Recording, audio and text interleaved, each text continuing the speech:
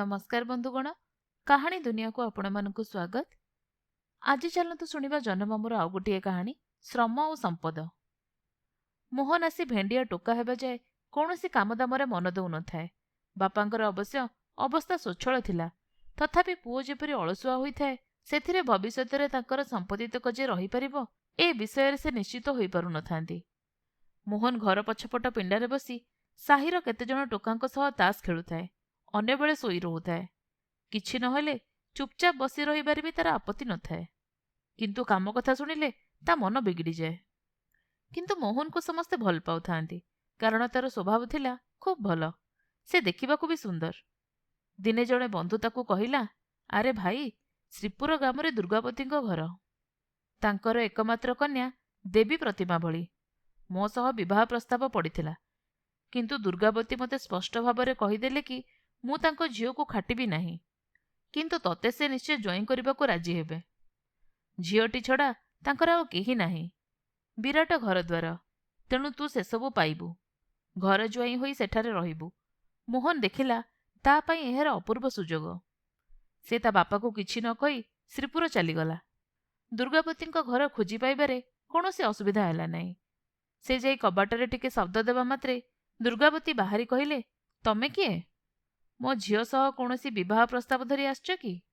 मोहन कहिला, आज्ञा हाँ, आपण केमती जानिले? दुर्गावती पुणी पचारिले, आजिकाली सेही प्रसंगरे अनेक आसुचंती, तमे तम निज पई आसिनाह तो? मोहन टिके लाजेई उत्तर देला, आपण ठीक कहिचंती।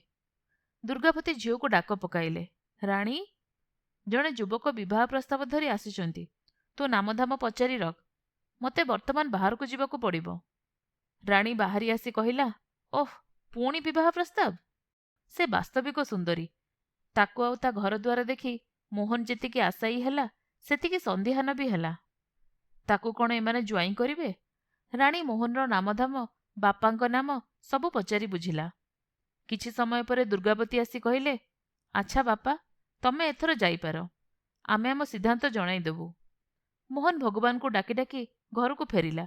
रातिरे ताकू निद हेला नाही। परदिन संध्या बेलू श्रीपुर ग्रामर जणे भद्रलोक आसी ता बापा को कहिले, दुर्गावतींकर बर पसंद होईची, विवाह लग्न स्थिर करा जाऊ। मोहन बापांको सबु कहिला। तार आनंदर सीमा न थाए। गाँर विशिष्ट लोक आसी कहिले, कन्या ही ता पितामातांको सबु संपत्तिर अधिकारिणी हेब, तेणु यौतुक कथा बा अन्य कौनसी शर्त देई दुर्गावतींको मन बिगड़ाई दियो नाही। विवाह समारोह संपन्न होईगला। मोहन शशुर घरे आराम रे थाए। यथाशीघ्र सेईठारे ताकू सबुदिन रहिबा सकाशे सासु प्रस्ताव देबे, से एही आशा पोषण करिथाए। किंतु ता रहिबार चतुर्थ दिन दुर्गावती तांकर जणे बांधवी को जहा कहूथिले ताहा से शुणी पकाइला। से कहूथिले, पधान घर जुआई मासे हेला तांको घरे पड़ी रहिची। पधाने सिना किछि कहू नाहंती, मु हेइतिले सीधा सड़क दुईपद शुणेई देई जुआई को विदा करि दियंती। मोहनर मुह सुखीगला। सासु तेबे ताको घर जुआई करी सबुदिन रखिबाकू प्रस्तुत नुहंती। तार आशा धूलिसात होईगला। परदिन से गोटे शेष चेष्टा कला। दुर्गावती को कहिला, माँ, आपण एकुटिया ए विराट घरे पड़िथिबे काहेकि? आम घरे रहिबे चलंतु। दुर्गावती हसी कहिले, पुओ, ताहा कौन भल दिसिबो? मते एबे भी 50 होई नाही। जदि दैव डाकी न निए तेबे मते आहुरी अनेक वर्ष बंचिबाकू हेबो। तम घरे सेते दिन किपरि रहिबी? ता छड़ा एठाकार संपत्तिर बा कौन हेबो? ना, मु एइठी रहुची, तमे तम बोहू को धरी जाओ। एहा परे मोहनर आउ कौनसी उपाय नथिला। से राणी को धरी निज घर को फेरिला। बिचरा आगे सोई बसी तास खेली समय बिताई देउथिला, एबे महा अड़ुआरे पड़िला। राणी एणुतेणु जिनस बरात करुथिला। सबुबेले बापा को पैसा मागिबाकू मोहन को लाज लागिला।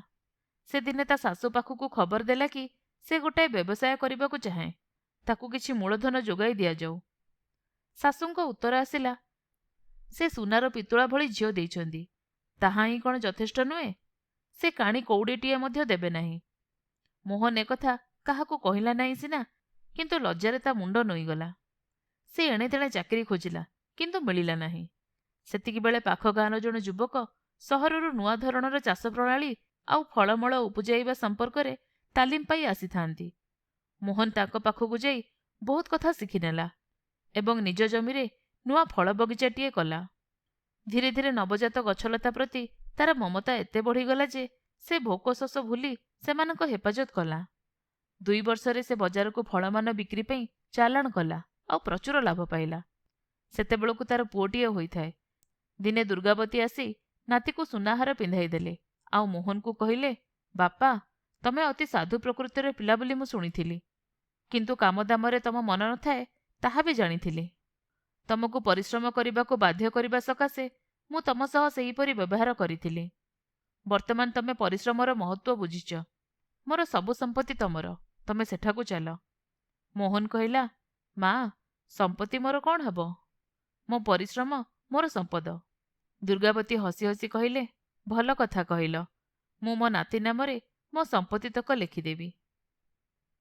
ଆପଣମାନେ ଶୁଣୁଥିଲେ ଜହ୍ନମାମୁଁର ଗୋଟେ ଗପ, ଶ୍ରମ ଆଉ ସମ୍ପଦ।